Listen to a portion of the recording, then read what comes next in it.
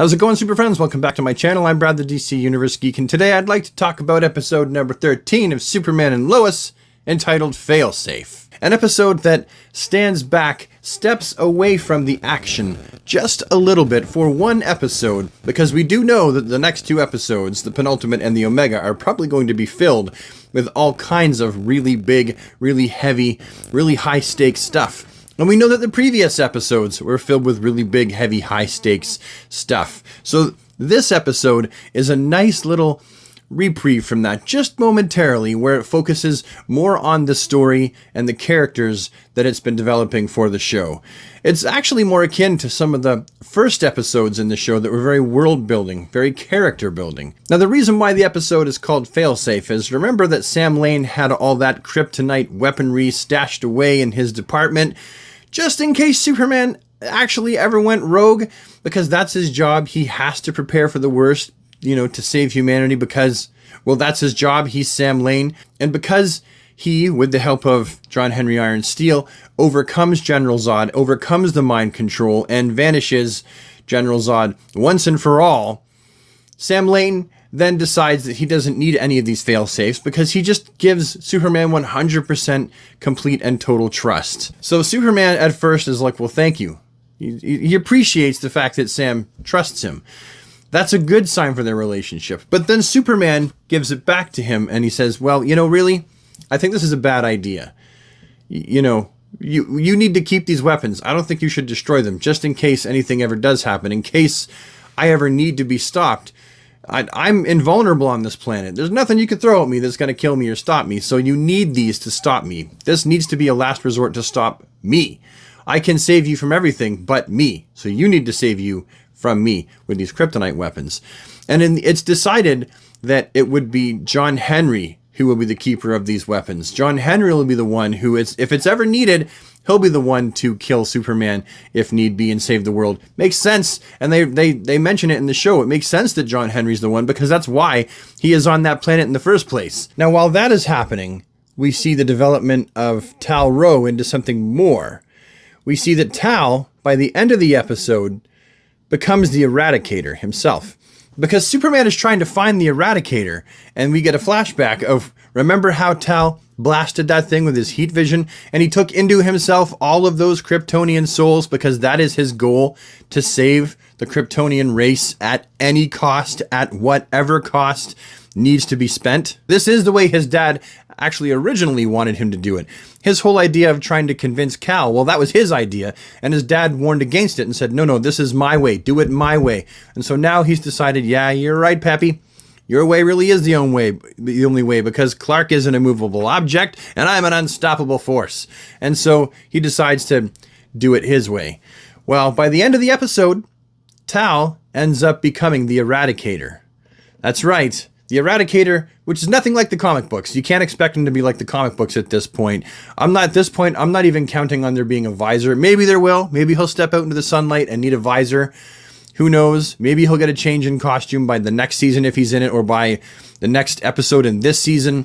But for this universe, for the CW Superman and Lois universe, tal-rho is now the Eradicator, which is going to be... This is why I told you the next two episodes are going to be very big and very action-packed. Because the Eradicator, well, he can give Superman a run for his money. He's a very powerful being. Now, as far as Lana and Kyle go, they're having a really rough go of it. We saw in the previous episode that the town already was very mistrustful, blames them for pretty much everything that happened. Their house has been vandalized. Sarah's being bothered at school. Kyle was asked not to come back as fire chief for a time. It looks like it's becoming indefinite, and Lana can't find a job anywhere. They're basically blacklisted by the town that they grew up in, that they know everybody in, that seems like family. It's almost an unrecognizable place for them. So much so that they're finding throughout this episode that maybe it may be better to just move. They're toying with the idea of picking up and planting roots somewhere else, far away in another town, because at this point, they're like, we've known these people our whole lives, and now they've turned on us that fast, and they don't trust us. When we all know, we as the viewer, we know completely that Kyle and Lana both had Smallville's best of intentions at heart, and that they really didn't know what was going on. Kyle had no idea what was going on, and Lana, though through Lois she had her questions about what might be happening, she didn't, when she was recruiting everybody, she really had no idea. She thought that she was just helping the town. And so because of that, these are the two people who the town is deciding are responsible for what Morgan Edge has done to Smallville. And everyone's freaked out. Heck, even the school is addressing it, because they had an assembly that, of course, both the Kent boys decided to skip and go chase tail. So it's such a big deal that everyone is talking about it, and everyone is scared. And rightly so. I mean, the whole town should be scared. Something really big just happened and they're not getting answers. And the newspaper's trying, but for a chunk of the episode, Lois is in conflict as to whether she tells the truth or a partial truth, or she just lies to cover it all up, which is something that is totally against something that Lois would do. Lois, as a reporter, aside from the fact that she's married to Superman, generally she tells the truth. That's an integral part of being a reporter. You have to tell the truth. And that's, at the beginning, not looking like it's going to happen. So much so that she's actually asked to leave her job at the Smallville Gazette. She might as well just go because reporter integrity is lost. Now, that assembly that the Kent boys skipped to go and chase tail, Jordan with Sarah and Jonathan with, I don't know, insert popular girl here, they haven't really focused on her that much, and I can't remember her name, and I'm not going to... Okay, fine, I'll look it up.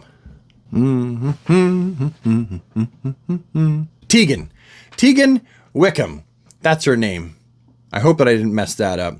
Anyway, so they both have these very different experiences, because Jordan is off with Sarah and they're having a very nice romantic time. They find this nice green wooded area with a little pond that Sarah takes them to, and there's a little bridge there, and everything is wonderful, and they're going to have a little kissy kiss, and then they have a kissy kiss, and then the police show up and arrest them for trespassing.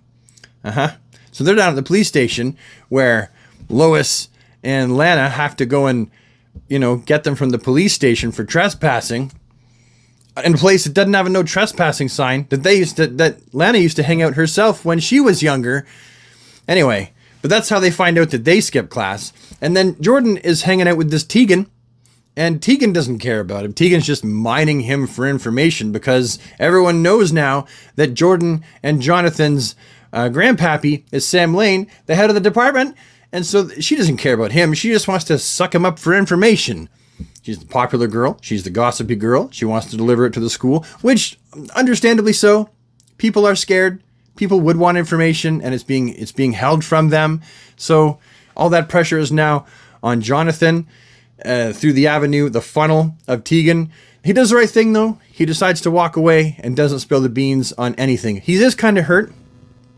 Rightly so. I mean, wouldn't you be hurt if someone that you were kind of into, you thought was into you, found out that they weren't into you at all? They were just mining you for information. But all is not lost, because Lois, decides, okay, here's what we're going to do. She gets a statement from her dad, which is not completely, it doesn't tell everything, but it tells enough of the truth so the people of Smallville will then feel a little bit less in the dark, and they'll be a little bit less scared about what happens. And I feel like there's a conclusion that Lois comes to, which is equitable for her job as a reporter, but also equitable for not telling people absolutely everything. It's like she considers it a reasonable kind of middle ground statement. So her and Chrissy make up, and then she's back with the Smallville Gazette. Yay! So there's all these relationships that we see between people that are being developed, that was needed to be developed. We needed the reprieve. We needed to see exactly how Sarah and Jordan felt about each other. We needed to see the interaction between Jonathan and Tegan. That also needed to happen, because I think there is a glimmer that maybe Tegan is actually also kind of into Jonathan, and maybe in a future episode she'll apologize to him, and maybe they'll go on a date or something like that. Either way, this was a fantastic, top-notch episode in regards to world building, to story building, to relationship building. And buckle up, because you and I both know that the next episode is going to be one heck of a roller coaster ride. It's going to be crazy. And I can't wait for the next 2 episodes. I can't wait to see where they leave this show off on. And I can't wait to see where it goes with the next season. But let's not get ahead of ourselves. Let's just look forward to episode 14, which will be this coming Tuesday. Until then, have yourself a fantastic, super awesome DC day, everybody. And take care.